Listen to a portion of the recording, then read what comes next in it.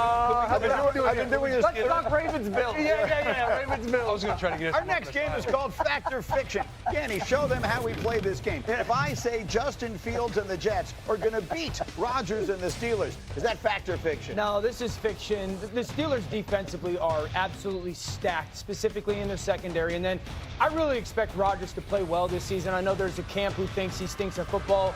I don't think those people have eyeballs. So while it's not going to be ridiculous, I think he plays good football. DK Metcalf has some success and his defense plays lockdown. The Steelers win this game. By the way, for anyone who may have missed it yesterday, the season hasn't started, but the Jets have already suffered what looks like a terrible loss. Elijah Vera-Tucker, torn triceps, needs surgery, going to miss the season. Second time in 2 years, 3 years that he's had that injury. It's a brutal injury. So their offensive line now obviously will undergo change going into the season opener. Not the type of injury you want. And it just feels almost like a mental thing. It's the Jets. Here we go, right, Greeny? Isn't that what you're thinking right now? He's the Jets fans in Blueberry. I've been thinking that for 58 years. I mean, and so obviously that's what I think. The Steelers, I think, are the more interesting side of this thing here. Dan thinks that Rodgers is going to play well. I've got sort of a 50-50 split amongst the people who visit here regularly. Some think Rodgers and the Steelers, the Tomlin, the fit's going to be outstanding, and others think it's going to absolutely blow up. Which side are you on? I'm on the side of Aaron Rodgers. I think he's going to go scorched earth. He comes over to the Jets. Whatever happened during that. The Jets are still a dying breed right now. Shout out, pour one out for the Jets fans out there.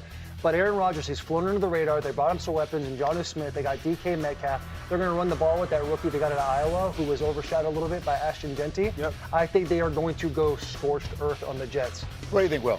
I agree. This dude's 50 years old. He threw for about 4,000 yards last year. I see him eclipsing 4,000 yards this year. I love it. And I got the Steelers winning the North. He's almost 42 years old, so you're not that far from right. You have the Steelers winning the AFC North? I have the Steelers winning the AFC North. Hold on, Dan, before you say anything, I see fully the look. agree I with see what the Will look. is saying. I'm agreeing with Roster what Will is saying. top to bottom, Ravens a much better football team. Schedule-wise, Ravens got 8 or 9 of the former playoff teams last year on their schedule. 9. Steelers have a better schedule. I like the Steelers getting spicy with Aaron Rodgers this year. I'm not 4,000 yards, Danny O. I appreciate you guys going 2 for 2 on that. The Ravens are the best team in the AFC, best roster in the AFC. And I understand schedule matters. So does like talent. Yeah. You know, so does like ability to go play the game. And I just think the Ravens are still, I think, head and shoulders better than Pittsburgh. All right, let me get to a couple of other games here. We'll come back to those. Let's do Giants and Commanders. Will, I'm coming to you. If I said Russell Wilson and the Giants are going to upset Jayden and the Commanders, is that fact or fiction? That is fiction, Greeny. Here's why. Dan Quinn culture. The city of D.C. and Nova, they are on fire. There's a lot of momentum, a lot of optimism, and because they have a superhero at quarterback. He's with Cliff Kingsbury, year 2. They go out and get Deebo Samuel. You get Laramie Tunsil for protection. I love the Commanders. That is fiction. Gotta love the Giants grass ain't doing best nothing. lungs in the league. Sheffy, I feel like you've been sneaking up on me for a month now talking about this. Yeah, and listen, I don't know where this came from. I'm not sure why I believe it as much as I do, but I just feel like the Giants are going to be one of those teams this year that is better than people think. I think they're going to give the Commanders everything that they want on Sunday. I think this is going to be a close game. I think the Giants are going to have a real chance to upset them. Of course, you could play this tape back on Monday if Washington wins 28-0 and make me look silly. But I just think that the Giants, with their pass rush, with their defense, I think they're going to be a lot better than people realize this year. I agree with you. I just don't think they beat the Commanders. And Hey, they got to run the ball if they're going to win that game. the record may not always demonstrate it, the improvement, because the schedule is so tough for the Giants. It is, before the season begins, the hardest schedule in the NFL. Let's get to the best game, maybe, of the entire weekend. It's Sunday night. It's a rematch of a playoff game a year ago. Taylor, if I said Ravens-Bills is a preview of the AFC Championship game, is that fact or fiction? That is going to be fiction, Greeny. We all know who the big bad wolf is in the AFC. That is still the Kansas City Chiefs. These two teams sit right below them. They hate him. They have fever, sweats about him at all times. That's Patrick Mahomes.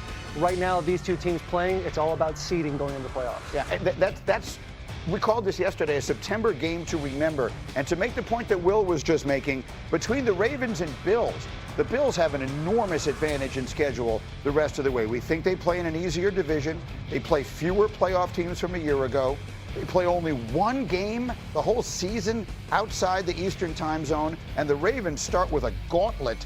They have 5 of their first 6 games against playoff teams from a year ago, those being Buffalo, Detroit, Kansas City, Houston, and the Rams. So there's a school of thought based on that that if this game counts for a game and a half, if you want to say this is a game and a half in the standings because it's going to break a tie in January, does that suggest the Ravens need this game Sunday night more than the Bills do? I think so, because it sets the tone for the season. It is week 1. We're going to be talking about both these teams in the playoffs at the end of the year. Josh Allen and Lamar Jackson are both going to be MVP candidates, but this sets the tone for the whole season, and they do have a gauntlet of a schedule. I think this is bigger for the Ravens to win this game than it is the Yes, there is no organization and no team under more pressure than the Baltimore Ravens. At some point, I love them. No team under more pressure? At some point, we have to get past the reasons and excuses for why it doesn't happen. This is a team that has a Super Bowl winning head coach. It has the best roster in football. Their starting secondary is all first-round picks, and they got a quarterback that has multiple MVPs. At some point, you got to go win the whole thing. Or there's going to be a restart. It can't just be, well, this is a great organization, a great team, a great collection of talent, and they continue to fall short. And they know it in their own words. They say they continue to fall short in the playoffs. And when it matters the most, they, for some reason, don't play up to their standards. And I understand it's week 1. I agree with Will. Like, this game is massive for Baltimore. It is. I'm not going to the extreme of, like, if you lose, your season's over. But there's no team under more pressure than this team to finally go get it done, because how many times do organizations have this type of setup and just don't win the trophy? It doesn't happen often in the league. I feel a little bit like you can say the same about both the teams in this game, right? Both these teams have been there. They both have the MVP caliber quarterback. Yes. They've both been so close, and they both fall just short. The difference feels like the Bills get beat by Kansas City. The Ravens get beat by themselves. Yes. They go into the playoffs and they don't play big. They make uncharacteristic mistakes. That's the kind of thing that I think leads people to ask the kind of questions that Dan is asking. Shefty, what's your feeling on Baltimore as the season begins? I think Baltimore is loaded. I think they're going to be better on defense than people realize. I think they could lose on Sunday night and still rebound and be the best team in the AFC. I think Lamar Jackson's an MVP. I think they've done all the right things. Yep. They're so deep. They're so strong. Like, I'm a big Baltimore believer this year. So let's put the picks up on the screen. And if I were to tell you, and Taylor, you just said Kansas City's still a team to beat, and clearly that's true.